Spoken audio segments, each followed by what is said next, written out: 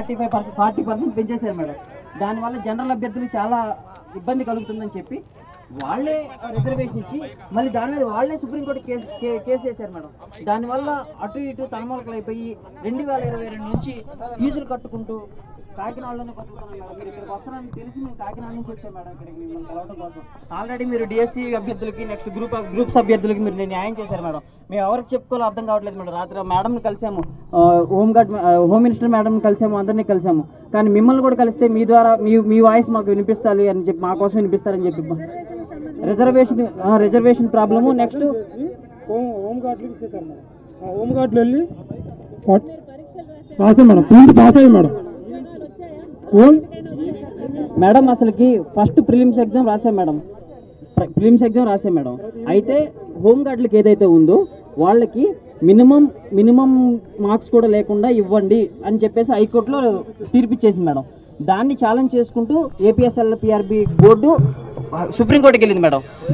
దానికి పాత గవర్నమెంట్ ఉన్నప్పుడు 4 సార్లు హీరింగ్ జరిగింది. కొత్త గవర్నమెంట్ వచ్చిన తర్వాత ఒకసారి హీరింగ్ జరిగింది. మొత్తం 5 సార్లు ఒక్కసారి కూడా ఈ గవర్నమెంట్ నుంచి ఒక్క లాయర్ కూడా అటెండ్ అవ్వలేదు మేడం. ఇట్లా పెంచుకుంటూ 2 సంవత్సరాలు అయిపోతుంది మేడం. ఎలా మేము మా ఏజ్ అయిపోతుంది మేడం, మా ఫిజికల్ ఫిట్నెస్ అనేది కాపాడుకోలేకపోతున్నాం మేడం. లోకేష్ గారు కూడా మేము వచ్చి 6 నెలల్లో పూర్తి చేస్తాం అన్నారు. అలా అని చెప్పి మేము కూటమి ప్రభుత్వానికి ఓట్లు వేసాం. అలా అని చెప్పాక ఇప్పుడు లోకేష్ గారు 4 నెలలు అయిపోయింది, రోజు చేస్తున్నాం మేడం.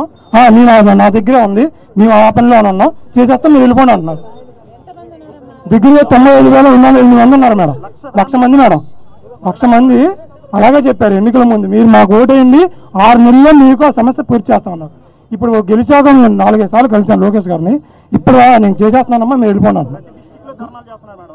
దాని మీద అసలు ఒక్కసారి కూడా సీఎం కూడా ఎమ్మెల్యేలు కూడా అందరికి ఇచ్చాం మేడం.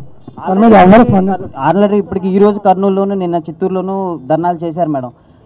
ఇంకా మేము ఎవరికి చెప్పుకోలేని కూడా పరిస్థితి మేడం. రాత్రి మేడం కలిసాము, వాళ్ళు చేస్తామన్నారు కానీ మీ నుంచి ఒక మాటలా వస్తే ఇంకా గవర్నమెంట్ దగ్గర తీసుకుంటుందని చెప్పేసి మేము మిమ్మల్ని కలవడం జరుగుతుంది మేడం. గ్రూప్ 2 కూడా మీ వల్ల అయింది. నెక్స్ట్ మీరు డిఎస్సి గురించి కూడా మాట్లాడారు. మీకోసం హైదరాబాద్ వెళ్ళారు మేడం. హైదరాబాద్లో మీరు లేరు, ఈ ఫ్లడ్స్ వాళ్ళు ఇక్కడే ఉంటున్నారని చెప్పి అక్కడ చెప్పారు మేడం.